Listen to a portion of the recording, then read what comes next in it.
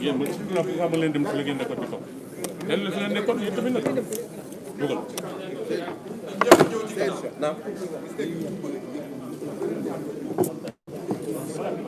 dañ day ci ginnaaw ay kilifaay toog fii xanaa du ngeen seen caméra yi attention attention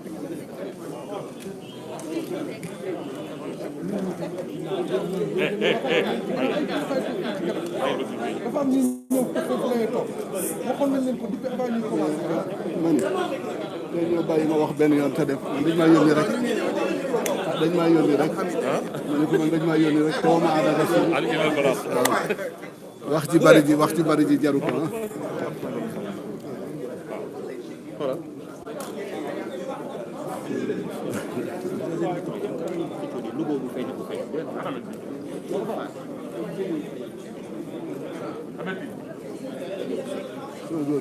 maa ngi ziar si naa def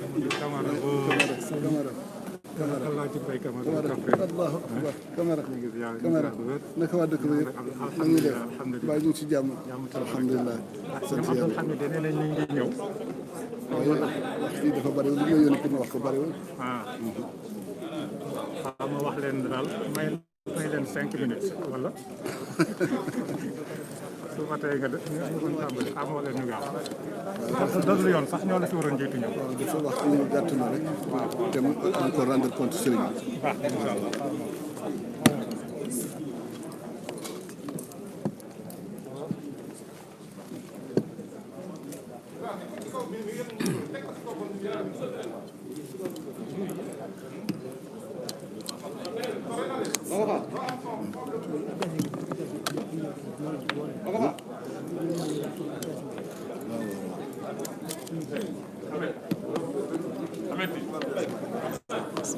yàlla yàlla nangu yàlla baax na ngeen def si mbaaw maa ngi ziar na ngeen def alhamdulilah sant yàlla bu baax alhamdulilah.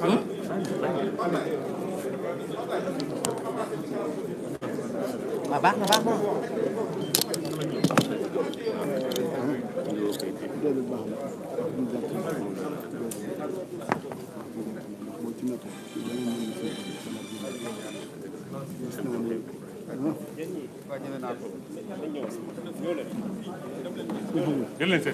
asalaamaaleykum. ngeen baal nga. yàgg na. sama sëriñ la. jërëjëf. dëgg man la ban. wax nga dëgg de ban am. dëgg la de. wallaahi li ñuy jàng la. dëgg la. wax si lu. déedéet. gars yi kay. xam naa la waaw. ah. maa ngi ziar. noo ngi toogoon doon fële si. waaw man dama jóge fële rek ñëw.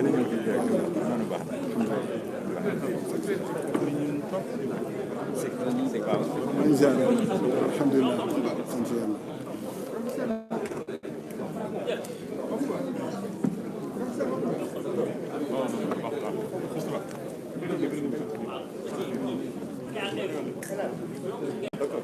fan. Thiès Info.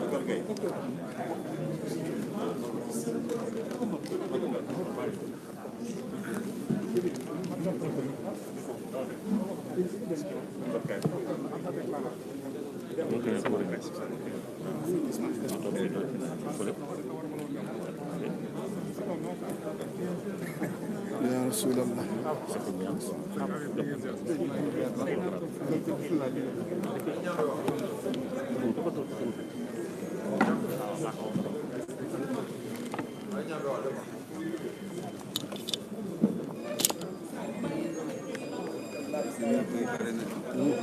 seen micro yu bëri na.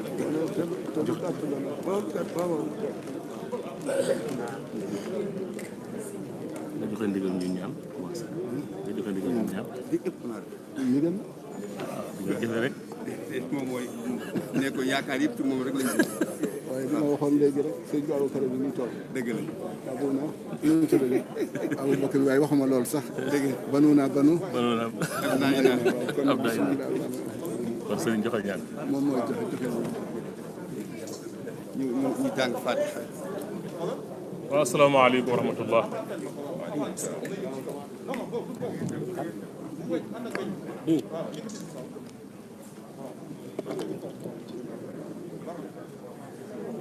ñu bokk déglu sëriñ bi nee na kenn ku ne jàng fatiha ak salaatul fatiha. ak salaatul fatiha ñu jaamoo ko yàlla def ko xaddi yonent bi sallallahu alayhi ci wa sallam ndigalam nag. ci ndigalu sëriñ Babacar Sy Abdoul Aziz. teñ ko delloo ba inna allaha wa malaikatahu nee na ñu delloo ko ci inna allaha wa malaikatahu yusalluna ala nabi. kuy wax kuy wax déet bi ngay wax ku koy wax li may wax waaw ku ko wax ah yow laa ji déglu. waaw déet waaw. inna allaha yusalluna ci alquran wa malaikatahu inna allaha yusallu ala ya ayyuha alladina amanu sallu alayhi dëgg la. al amru minal wallaahi. subhanahu wa taala am dafa feddali rek incha allah taala macha allah. bismillah.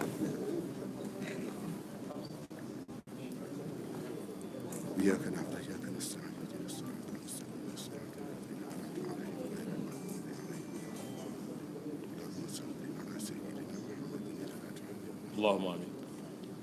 bismillah tëjal amin ya rabbal alamin. allahumma amin. allahumma amin. amin ya rabbal alamin. ñu jox Abdou Aziz ñu jox leen programme.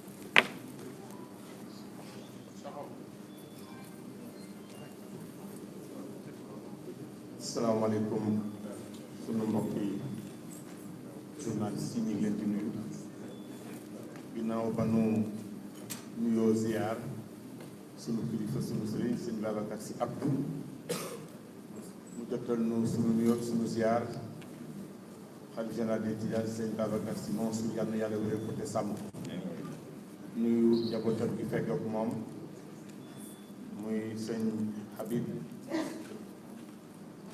sëñ Mansour borom daara ji ak sëñ Abdou Hamid mi nga xam moo yor seen communication gàmm ñu door ci jéggalu leen yéen suñu mbokk taskatu xabaar yi ci waxtu yu ñu joxe woon te amoon ay teq-teq yu tax jataay bi war a ba demee nii kon programme bi nii lay tëddee sëñ Abdou Hamid dina yëkkati kàddu rek gàtt dooga jox sëriñ bi nga xam ni moom la xalifa général des Tidianes wax mu def déclaration bi leen di xamal ni du am question déclaration rek ngeen baal naa mu jox sëñ Abdou Hamid par jërëjëf Abdou Aziz asalaamaaleykum wa rahmatullahi wa barakaatu. gannaaw bu ñu nuyoo suñu wuyu turu tedd bi nekk ci suñu wet di suñu bàyyi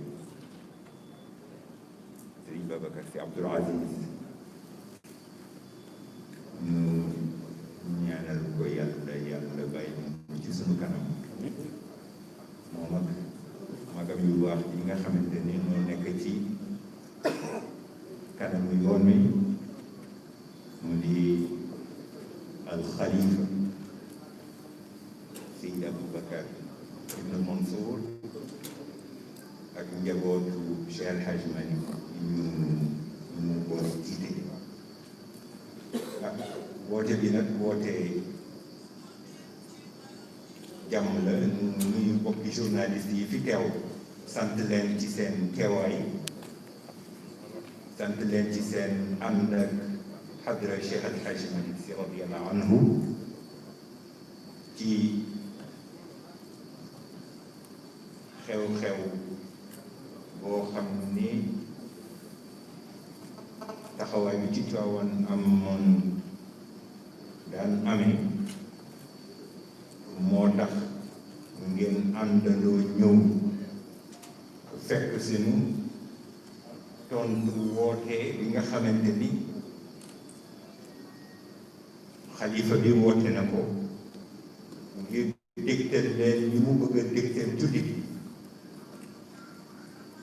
dégtal ko Sénégal dégtal ko àdduna mu di message bu am solo bu mu bëgg a joxe te sant suñu waajur yi mu ñëw dégtal ko ñi ko war a dégg kon nañu sant leen ci seen ñëw ak lu nu guddal dañu koy jox kàddu gi moom moo xam li mu leen war a wax ñu déglu kook suñuy nopp taataan kook suñuy xol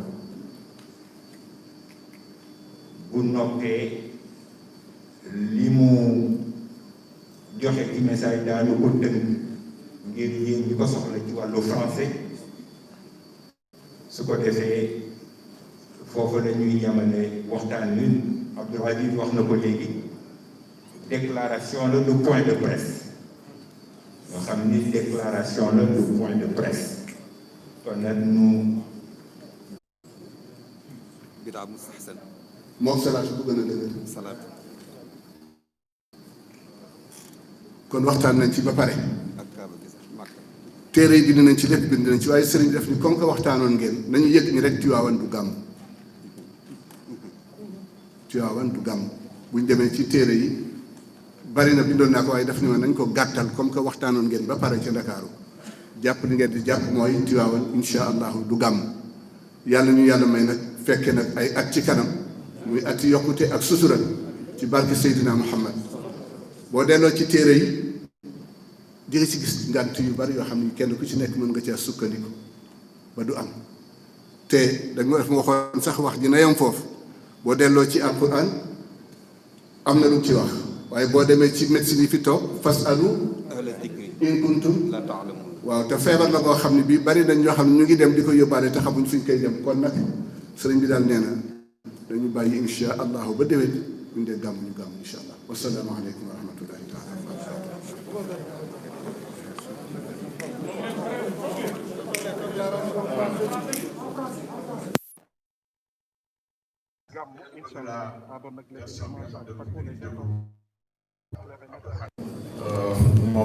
moom délivré ko incha allah.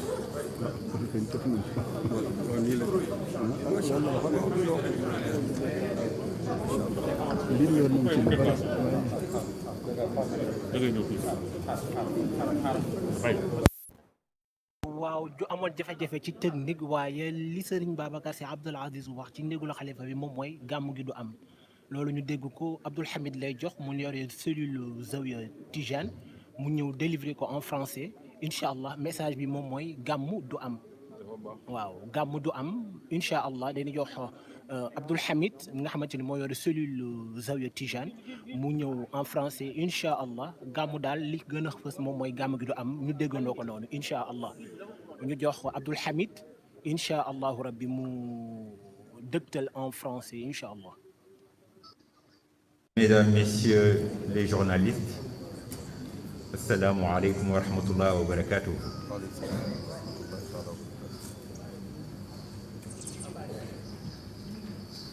Je m'en vais vous faire lecture de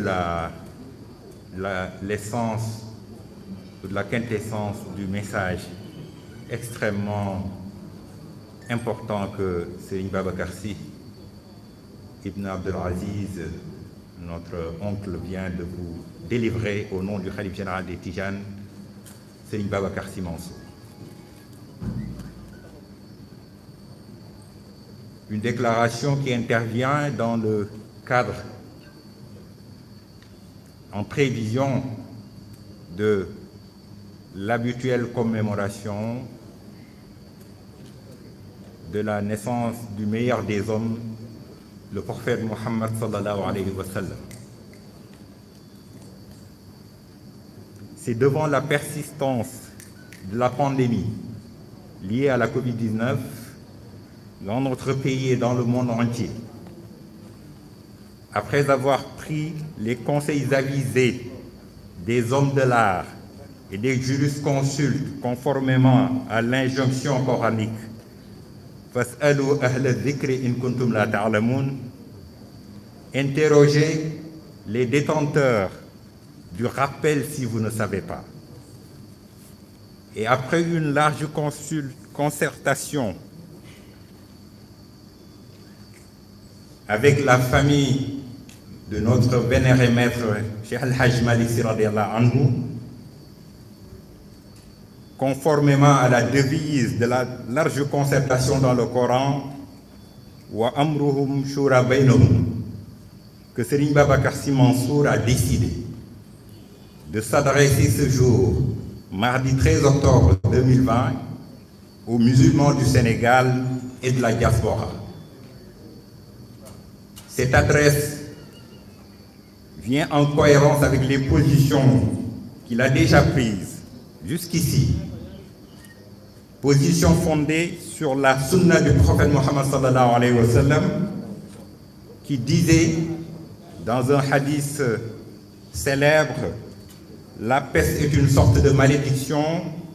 Si vous connaissez un pays dans lequel l'épidémie s'est répandue, n'y partez pas, et si vous vous y trouvez, n'en sortez pas non plus pour la fuir.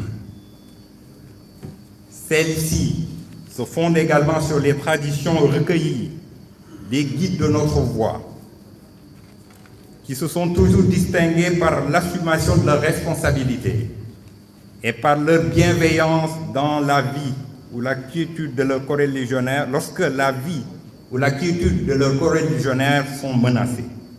Rappelons à ce titre que Maulana Cheikh El Hadji Malick Sy, lors de la peste de 1919, avait dans une lettre adressée aux mosquées de son obédience écrit ceci: ne désobéissez pas aux recommandations des médecins qui vous demandent de ne pas cacher la maladie.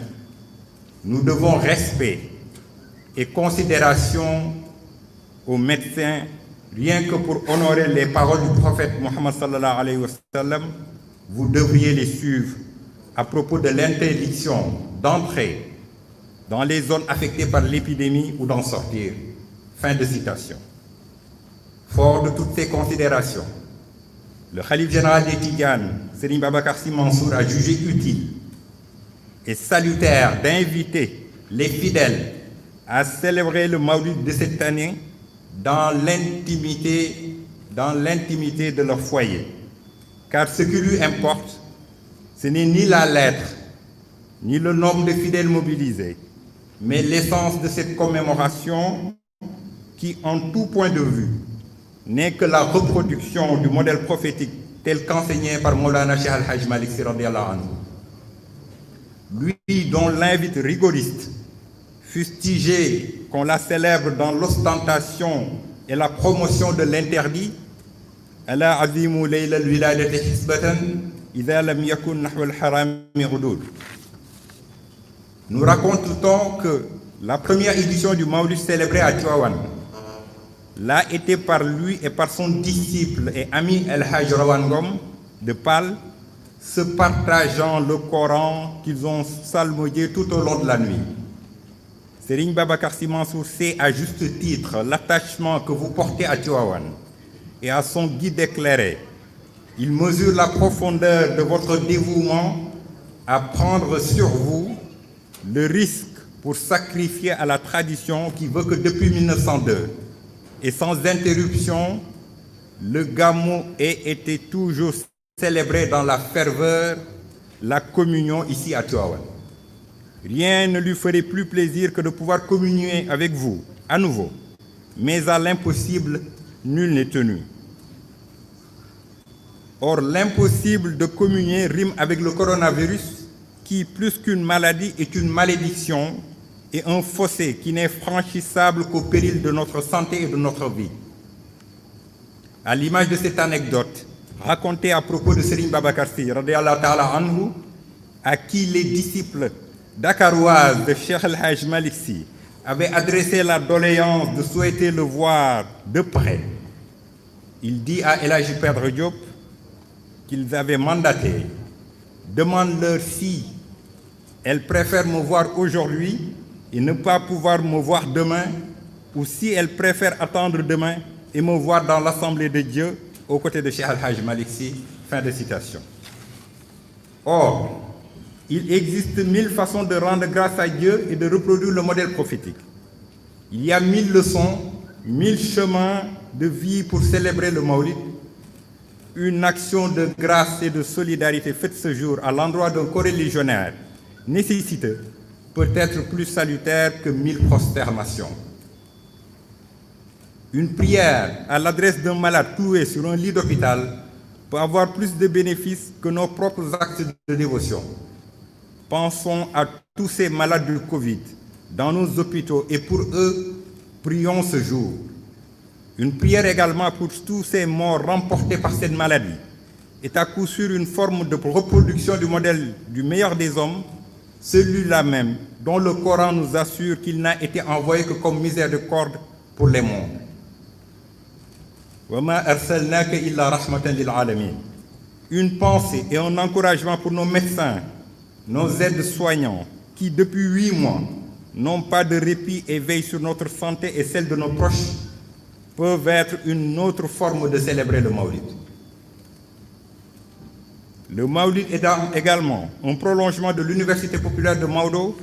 Il est également 1000 façons de rendre le savoir accessible à tous par l'alchimie des technologies de l'information et de la communication, mais aussi par les médias. C'est donc à cela que le Khalife général des Tidjanes nous invite à savoir célébrer autrement cette année, dans l'intimité, dans le refus de la fatalité, dans la prière profonde et sincère, dans la prière sans foule et la célébration sans bain de foule, celle menée dans l'humilité de nos chaumières, dans le partage, l'amour du prochain, dans la quête de l'agrément salvateur, dans la quête de l'agrément d'Allah subhanahu wa ta'ala et de son prophète, sous l'ombre salvatrice de l'homme au parasol Maulana Cheikh Al-Hajj Malick Sy. Que ceux qui sont présents fassent passer ce message à ceux qui sont absents. Wassalamu alaikum wa rahmatullahi wa barakatuh.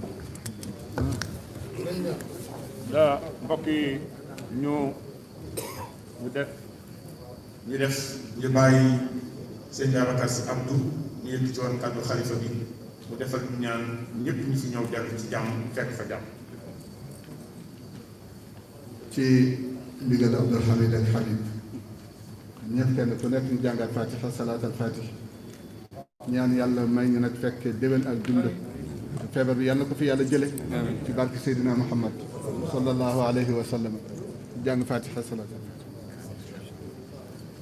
bismillahi rahmani rahim alhamdulillahi rabbil alamin arrahmani rahim maliki yawmi ddin iyyaka na'budu wa iyyaka nasta'in اهدنا الصراط المستقيم صراط الذين أنعمت عليهم من النبيين والصديقين والشهداء والصالحين وحسن أولئك رفيقا غير المغضوب عليهم ولا الضالين اللهم صل على سيدنا محمد الفاتح لما أغلق والخاتم لما سبق ناصر الحق بالحق والهادي إلى صراطك المستقيم وعلى آله حق قدر مقدار عظيم صلاة تنجينا بها من جميع الأهوال والآفات وتقضي لنا بها جميع الحاجات وتطهرنا بها من جميع السيئات وترفعنا بها عندك على الدرجات وتبلغنا بها أقصى الغايات من جميع الخيرات في الحياة وبعد الممات بمحض فضلك وجودك وكرمك يا أكرم الأكرمين يا أرحم الراحمين يا رب العالمين سبحان ربك رب العزة عما يصفون والسلام اللهم سلمنا من هذه الأمراض المخوفة بمحض فضلك وجودك وكرمك والسلام على المرسلين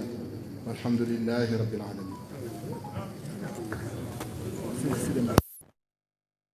fa tabarakallahu mbokk yi alhamdulilahi rabbil alamin la ñuy wax di wax ni xalifa bi joxe na ndigal ni Tiwaawan gàmmuwul ku leneen jógewu fi lu dul loolu Tiwaawan ren gàmmuwul moom lañ fi délivré ci kaddu Serigne Babacar Sy Abdoul Aziz nga xamante ni bi muy ñëw ci salle bi mu ngi ànd ak Abdoul Hamid Sy mi nga xamante ni moom moo yore cellule de communication Zawiya Tijane nga xamante ni bu gàmmu daan am rek incha allahu rabbi moom mooy ànd ak Serigne bi ñu si daan waxtaan ñu ngi ànd ak Serigne Habib Sy Mansour ak njabootu Mame Seydil Hadji Malick gi nga xamante ni gunge nañ leen waaye ci gàttal li mu fi wax matu sax 3 minutes mu ni gàmmu gi du am bu ko defee ñu jàppee ko noonu message bi Serigne baa ngi noonu di dem fa tabarakallahu xam naa ni daal point boobu lañ wax Tiwaawoon gàmmuwul bu ko defee ñu ñëpp ñu jàppee ko noonu incha allahu rabbi xam naa ni daal ci kàttanu yàlla leer na naññi ci suñuy nopp guddul dafa nuyoo rek ni ci waxin gàmmu amul waaw gàmmu amul Tiwaawoon wootewul ndaje